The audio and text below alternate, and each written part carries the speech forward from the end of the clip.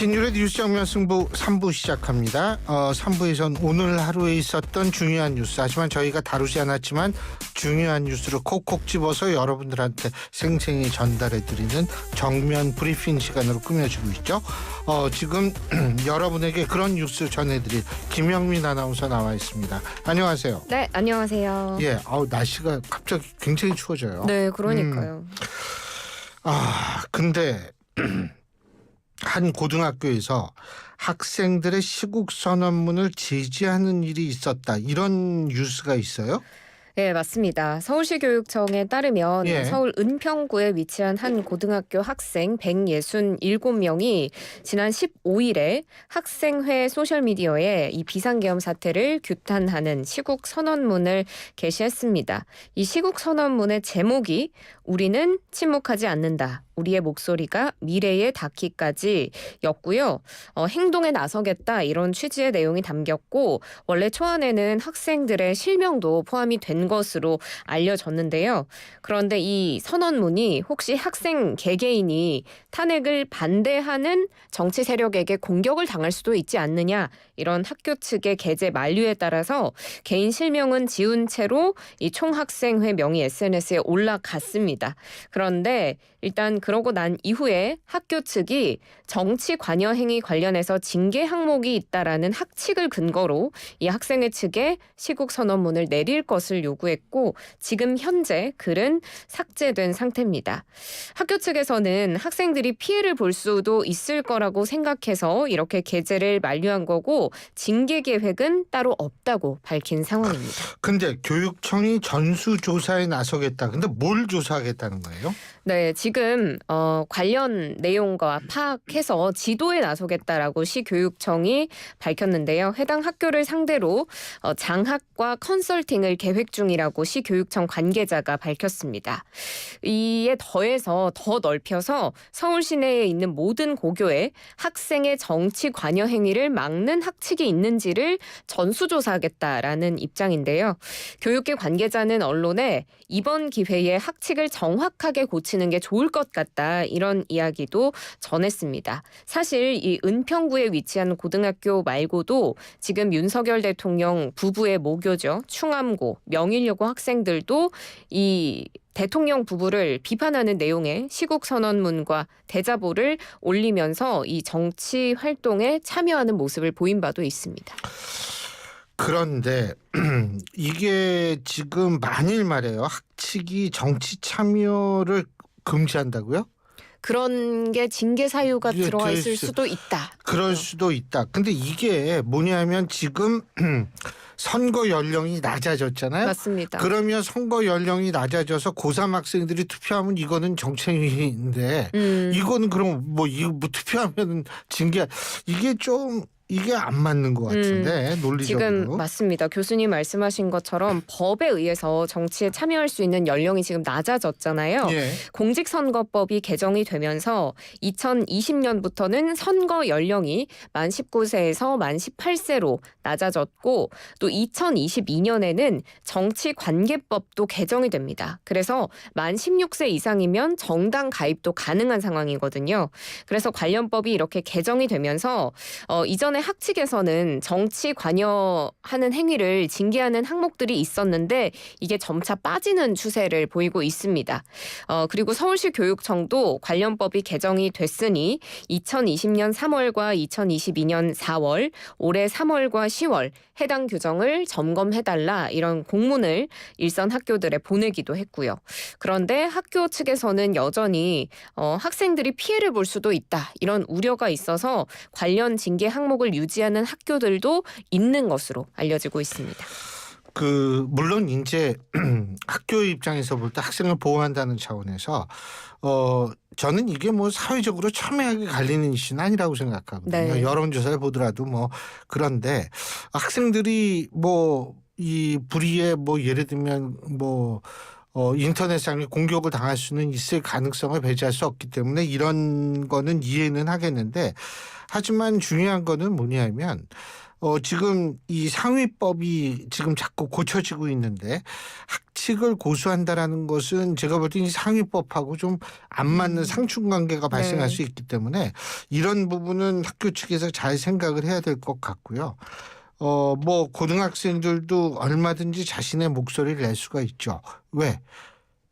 미래를 누구 것이라고 얘기할 수 없지만 어쨌든 형성되는 미래에 있어서는 이 학생들이 헤쳐나가야 될 시간이 더 많거든요, 우리보다. 네. 그런 측면도 좀 생각을 해야 될 것 같습니다. 그리고 이 대북전단 살포 문제 말이에요. 네.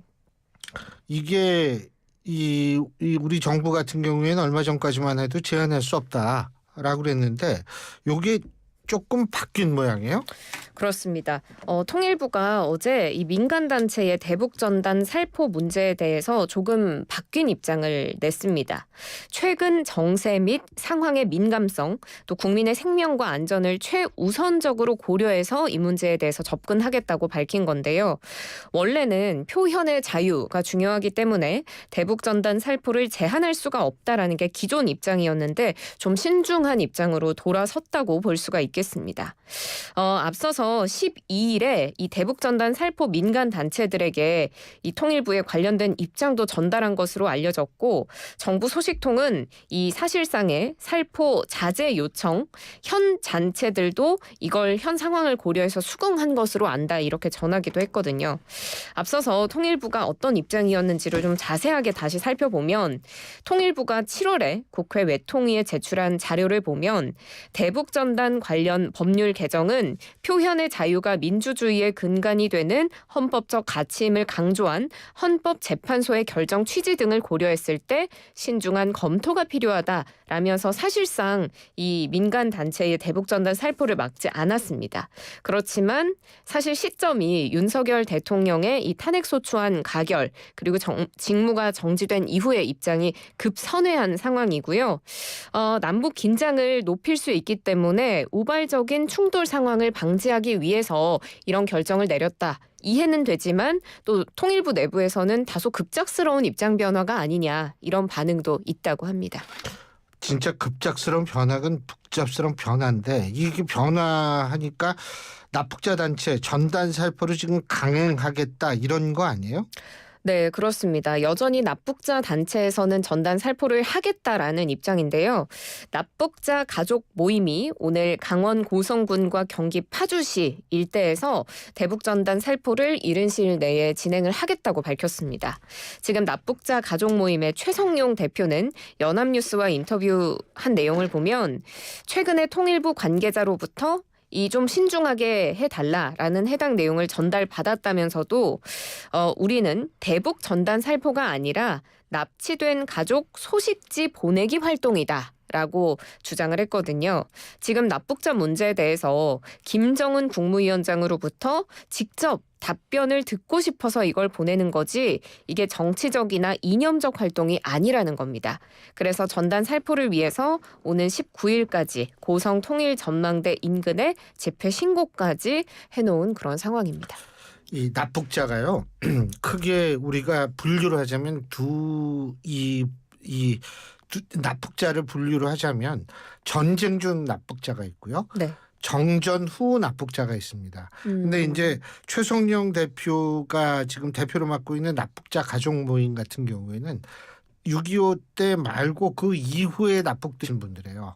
그렇기 때문에 뭐 예를 들면은 이 바다에서 어업에 종사하시다가 뭐 납북되신 분들도 있고 이런 분들이거든요. 네. 그렇기 때문에 이분들은 사실 최성용 대표 같은 분도 상당히 오랜 시간 동안 이 일을 하셨던 분이에요. 제가 이분은 옛날부터 제가 아는데 그러니까 이 본인들의 입장에서 볼 때에는 이 가족 문제라고 당연히 생각할 수밖에 없는 거예요. 그래서 이게 뭐 이념적 정책 활동이 아니다라는 이분들의 주장을 저는 공감은 할 수 있는데 어쨌든 이제 그 인근 지역에 살고 있는 주민들은 또 불안은 하겠죠. 그렇죠. 사실 전단 살포 계획이 전해지면서 워낙에 지금 남북 간에 뭔가 일이 벌어지면 어떡하나 하는 긴장과 우려가 예. 있는 주민들의 불안은 더 커질 수 있는 그런 상황인데요. 지금 주민들은 고성군 현내면 대북전단 살포 방지 비상대책위원회까지 구성을 했고요. 대북전단 살포가 예고된 집회 신고지를 지난달 중순부터 농기계로 점거하고 있다라는 보도가 나왔습니다. 그리고 고성군 역시도 지난달 20일부터 거진읍과 현내면 전역을 위험구역으로 설정하고 이 해당 지역에는 대북전단 살포 관계자의 출입 등을 금지하고 있습니다. 자, 그리고 외국인 얘기 좀 해봐야 되는데 우리나라에서 일하는 외국인 취업자 수가 크게 늘었다는 소식이 있죠? 네, 맞습니다. 올해 국내에서 일하는 외국인 취업자 수 물론 원고에 적혀 있긴 하지만 교수님 과연 몇 명 정도일까요?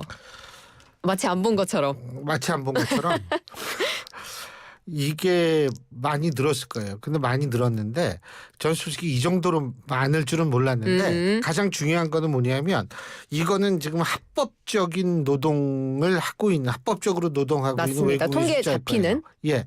그런데 그렇지 않은 노동자들도 많을 것 같거든요. 그럼 이거보다 훨씬 사실 수가 더 저는 많을 더 수 많다. 그거는 있겠네요. 어느 나라든 공통적인 현상입니다. 맞습니다. 사실 이 외국인 취업자 우리나라에서 근로하는 근로자 수가 처음으로 100만 명을 넘어섰습니다. 예. 통계청이 오늘 발표한 내용이고요. 2024년 이민자 체류 실태 및 고용조사 결과를 살펴보도록 하겠습니다. 지난 5월 기준 15세 이상 국내에 상주하는 외국인은 156만 1000명, 그러니까 작년과 비교해서 10% 가까이 증가했고요. 이 중에 취업자가 전년 대비 8만 7천 명 늘어나면서 101만 명을 기록했습니다. 이렇게 외국인 취업자 수가 100만 명을 넘긴 건 사실 올해가 처음이고요. 국적별로 봤을 때는 예상한 대로지만 한국계 중국인 34만 1000명으로 가장 많았고요. 그 뒤를 이어서는 베트남 국적의 외국인 근로자가 12만 3000명으로 다음으로 많았다고 합니다. 이 취업자들 중에서 과연 어떤 산업에 종사하고 있는가를 봤더니 절반가량은 광업, 제조업에서 일하고 있었고 임시직, 일용직의 비중이 전체 임금직의 30%를 웃도는 것으로 나타났습니다.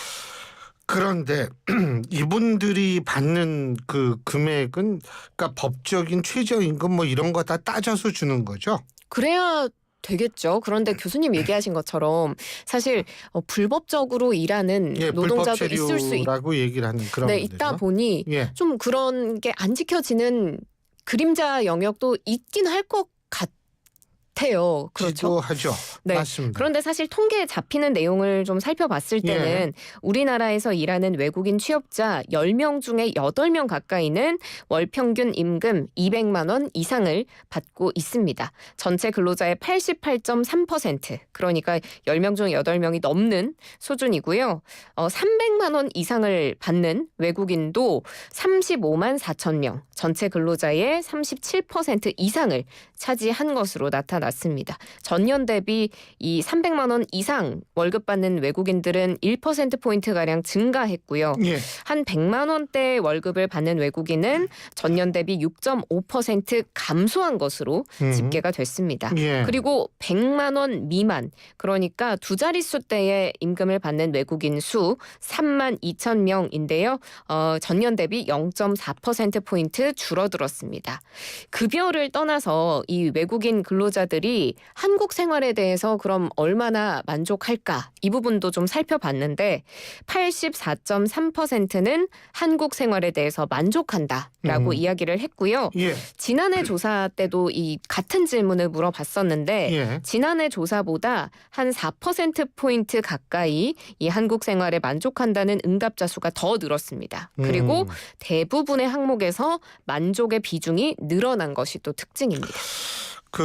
물론 이제 이 만족이라는 거는 반드시 뭐 얼만큼 금액을 받는 월급을 받느냐 뭐 이런 것도 있지만 또 하나는 사회적 분위기가 그렇죠. 사실은 이분들에 대한 차별이라든지 이러한 것들 이런 것들이 있는지도 이 만족감에 포함이 될 것 같거든요. 근데 제가 이게 좀 늘어났다라면 그만큼 좀 차별적 시각도 줄어드는 것 아닌가 이런 맞습니다. 좀 바람을 갖는데 제가 항상 얘기하는 게 있어요.